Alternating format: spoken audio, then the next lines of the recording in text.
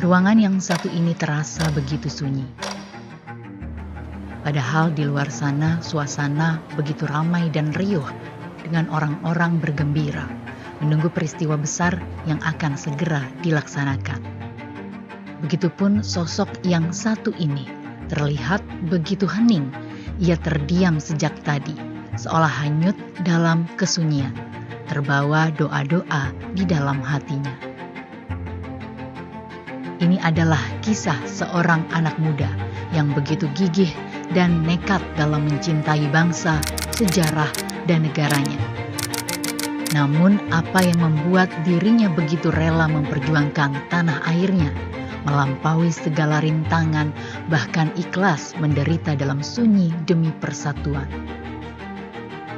Inilah sekelumit kisah perjalanan Prabowo Subianto.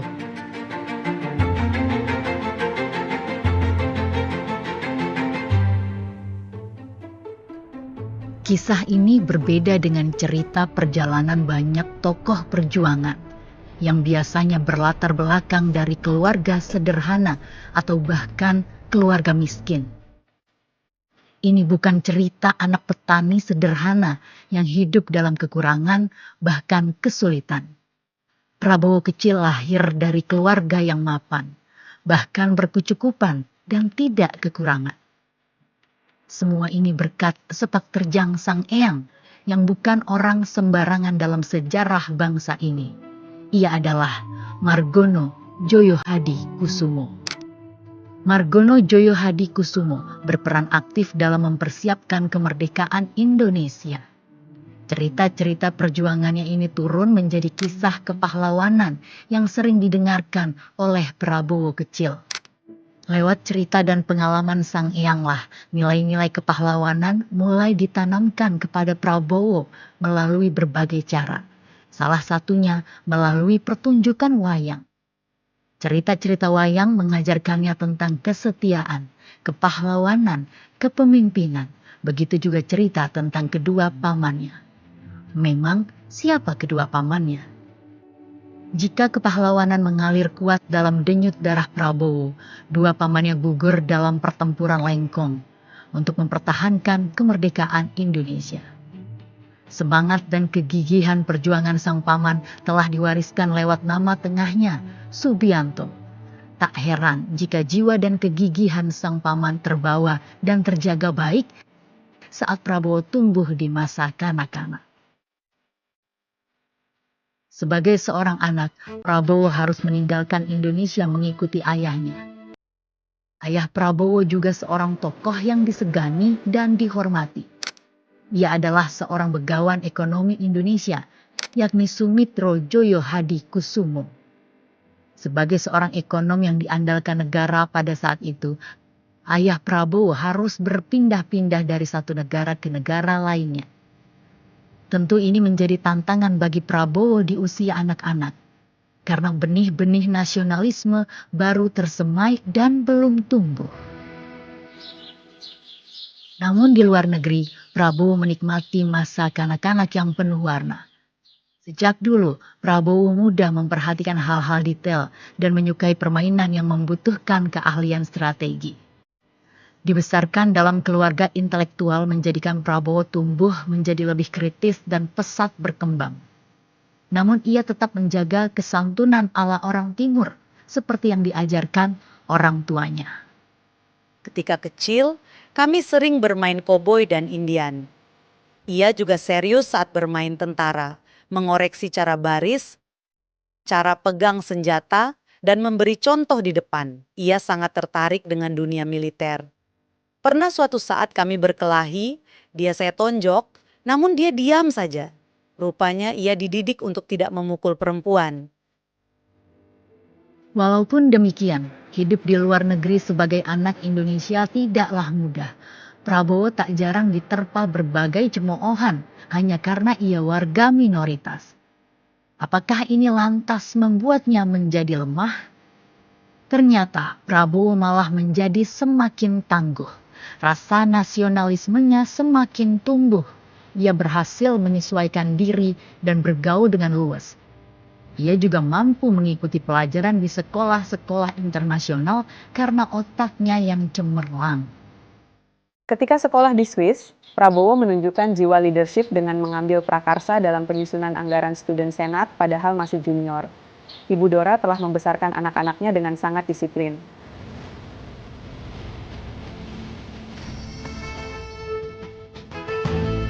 Kabar baik datang saat ayahnya dipanggil pulang untuk menjabat sebagai Menteri Keuangan. Prabowo merasakan semangat menggebu. Timbul banyak pertanyaan dalam dirinya. Apa yang bisa kulakukan untuk rakyat di tanah air yang kucintai ini?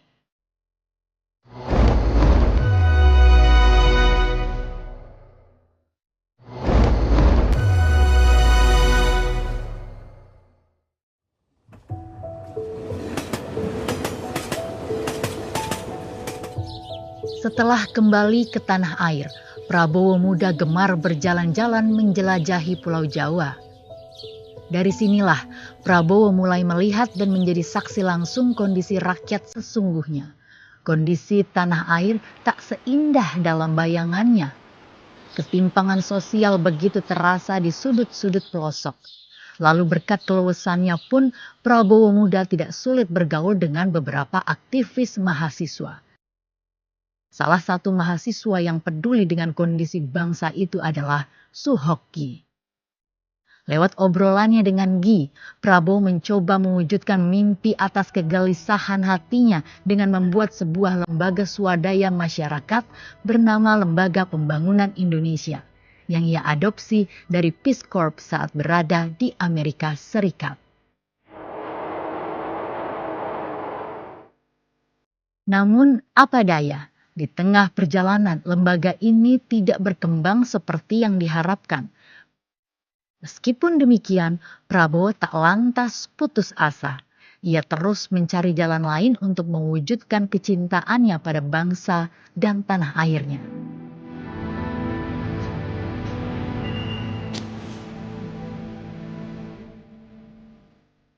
Memasuki masa remaja, Prabowo dihadapkan dengan pilihan yang sulit.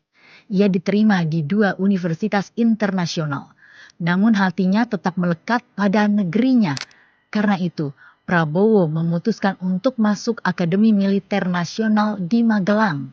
Selain menguatkan rasa nasionalismenya, ia pun ingin melanjutkan mimpi perjuangan sang paman. Penggemblengan keras yang ia terima selama masa pendidikan sebagai taruna justru membentuk keteguhan dalam dirinya. Sosok Azwar Syam menjadi teladan, menginspirasinya untuk menjadi pemimpin yang tegas, disiplin, berwibawa, tetapi tetap peduli pada kesejahteraan anak buahnya. Prabowo percaya bahwa seorang pemimpin militer harus berada di garis depan. Sebagai salah satu pemimpin di Kopas Sanda, ia dikenal dekat dengan para anak buahnya. Saya mengenal Pak Prabowo saat di Akabri. Mungkin saya satu-satunya atasan yang pernah menempelengnya, dan beliau selalu mengingatnya sebagai bagian dari proses pendidikan. Menurut kesaksian anak buahnya, Prabowo juga selalu memikirkan rakyat kecil. Cita-citanya tidak pernah berubah, yaitu ingin Indonesia adil dan makmur. Prabowo menjalani profesinya sebagai abdi negara dengan sepenuh hati. Saking penuh perhatiannya pada negara, Prabowo dianggap terlalu fokus di dunia militer sehingga terkesan melupakan kehidupan pribadinya. Itulah sebabnya, baru setelah berpangkat kapten, Prabowo menikah dengan Siti Hediati Haryadi, putri keempat dari presiden saat itu, Soeharto. Latar belakang mereka sangat berbeda. Prabowo tumbuh di tengah keluarga modern dan luas dalam pergaulan internasional. Sementara Titi berasal dari keluarga dengan budaya Jawa yang sangat kental tradisinya. Meski begitu, mereka mampu beradaptasi. Pada tahun 1984, mereka dikaruniai seorang anak lelaki. Sungguh sebuah awal perjalanan masa dewasa yang menyenangkan. Setelah membangun keluarga, Prabowo semakin cemerlang dalam karir militernya. Berbagai posisi dan jabatan penting pernah ia pegang. Ia berhasil memimpin beberapa operasi militer. Di sini Prabowo mendapat julukan 08 dari Satuan Anti Teror.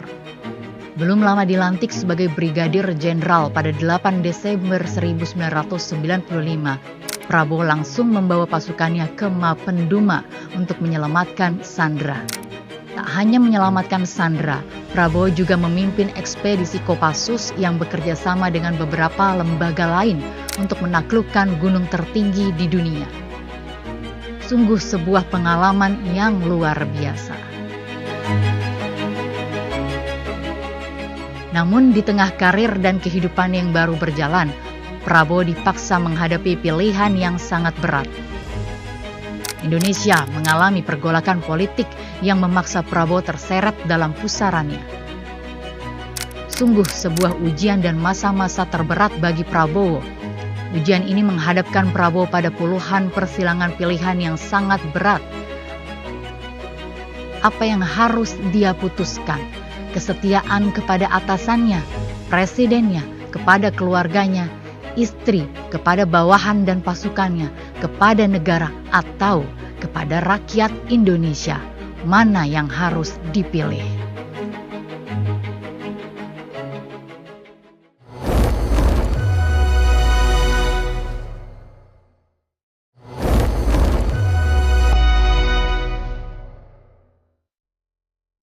Tahun 1998, karir militer Prabowo terhenti. Dengan hati yang berat, Prabowo harus merelakan apa yang sudah ia bangun selama ini, termasuk karirnya yang harus disudahi. Tak diam dalam keterpurukan, Prabowo memutuskan untuk pergi ke Yordania. Itu adalah negara tempat tinggal sahabatnya Pangeran Abdullah yang mengundang dan menyambut Prabowo layaknya seorang jenderal yang pulang dari medan laga. Jauh di negeri orang, hatinya gamang dan terus menerawang memikirkan Indonesia. Prabowo teringat pada pesan ayahnya agar tetap bersama adiknya Hashim untuk saling menjaga dan saling menguatkan. Usai dari kehidupan militer, Prabowo mulai membangun usaha bersama sang adik Hashim Joyo Hadikusumo. Perlahan usahanya pun tumbuh dan berjalan. Namun begitulah Prabowo. Walaupun usaha dan bisnisnya terus membaik dan menanjak, Prabowo tetap memikirkan Indonesia, negaranya, bangsanya, terutama pasukan dan bawahannya dulu. Nampaknya memang rasa cinta dan perhatian Prabowo kepada masyarakat Indonesia tak bisa lepas.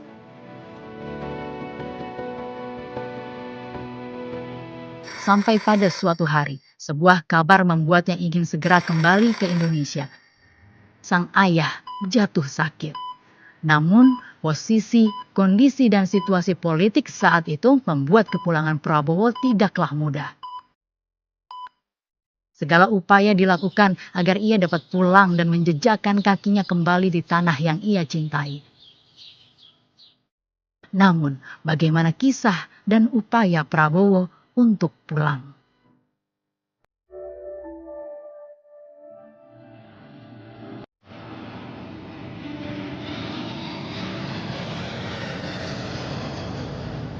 Orang yang membantu kepulangan Pak Prabowo kembali ke Indonesia memang Pak Taufik Kemas yang berkomunikasi dengan Pak Prabowo dan disampaikan waktu Bu Mega menjadi wakil presiden dan saat itu presidennya almarhum Gus Dur. Perjalanan panjang seorang Prabowo yang begitu besar keinginannya membantu rakyat serta memajukan bangsa dan negara, sungguh sebuah mimpi besar yang masih gelap ujungnya dan tidaklah mudah. Prabowo yang hanya ingin kembali ke tanah airnya juga menghadapi begitu banyak kesulitan.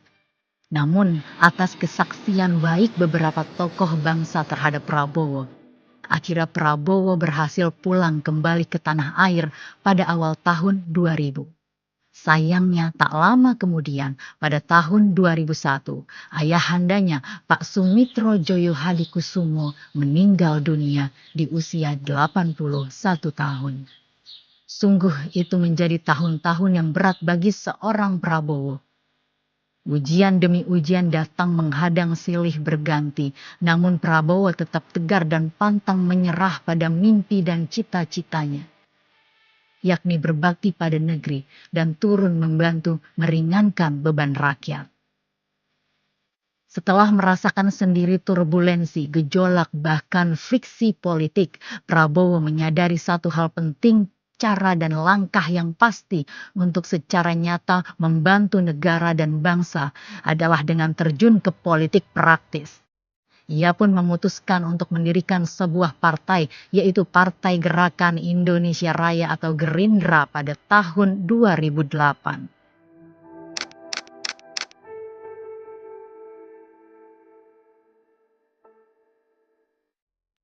Dari sinilah awal karir politik Prabowo dimulai. Jalannya tidak mudah dan ia terus menghadapi ujian demi ujian lagi.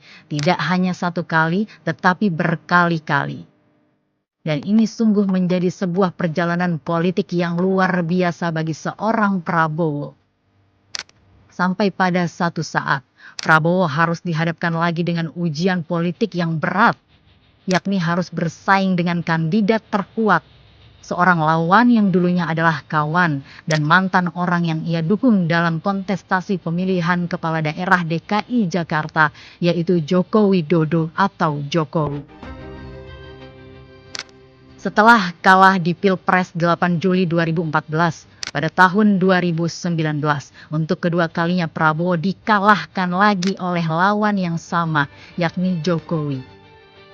Sungguh situasi yang sangat memukul bagi Prabowo. Apakah kegagalan ini akhirnya sanggup menghentikan langkah Prabowo? Pada suatu hari Sabtu di stasiun MRT Lebak Bulus, Prabowo meringankan kakinya untuk bertatap muka langsung dengan Jokowi, pesaing terkuatnya dalam 2 kali Pilpres. Pertemuan Prabowo dengan Jokowi sungguh sebuah gambaran betapa besarnya jiwa Prabowo yang rela merendah dan mengalah demi bangsa, demi negara, dan demi persatuan rakyat.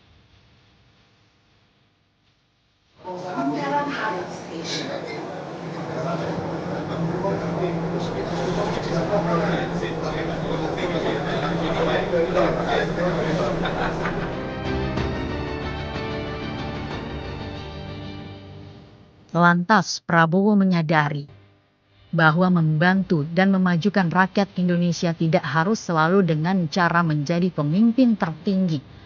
Baginya keutuhan bangsa lebih penting di atas kepentingan golongan. Ia menerima tawaran rekonsiliasi dari Jokowi. Itulah yang membuat Prabowo menerima jabatan sebagai Menteri Pertahanan Republik Indonesia.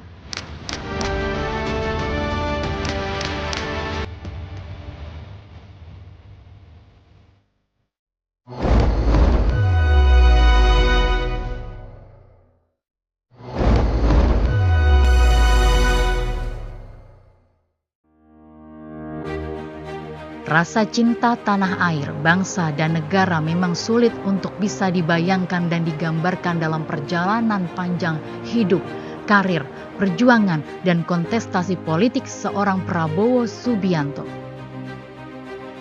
Seorang anak dari keluarga yang mapan, tersohor, dan punya tempat dalam sejarah negeri ini tentu tak perlu pusing apalagi harus berjibaku dengan begitu banyak ujian. Binaan keluarga sejak dini, lingkungan pendidikan, dan tempaan dunia militer telah membentuk Prabowo menjadi pribadi tangguh yang tidak mudah menyerah. Ujian demi ujian tidak membuat Prabowo menyerah. Kegagalan demi kegagalan tidak menjadikan semangat Prabowo kandas. Prabowo tetap teguh, berani, dan gigih untuk terus mewujudkan keinginannya.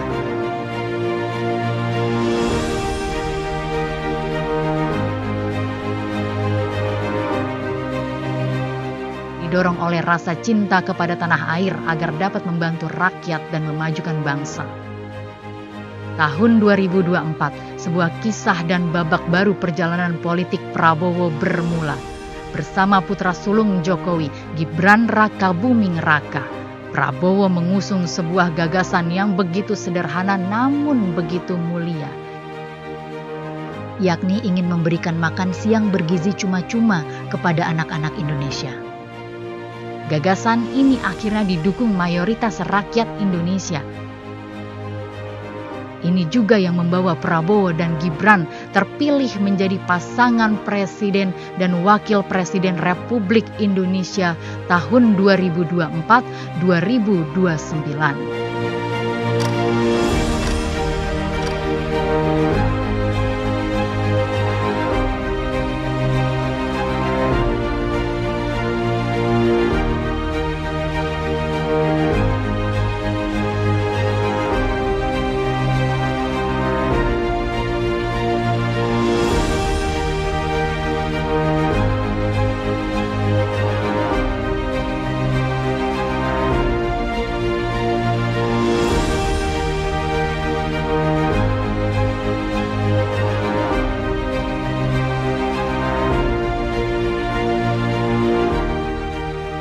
Prabowo Subianto, Presiden Republik Indonesia ke-8, siap menjalankan tugasnya sebagai kepala negara dan pemerintahan.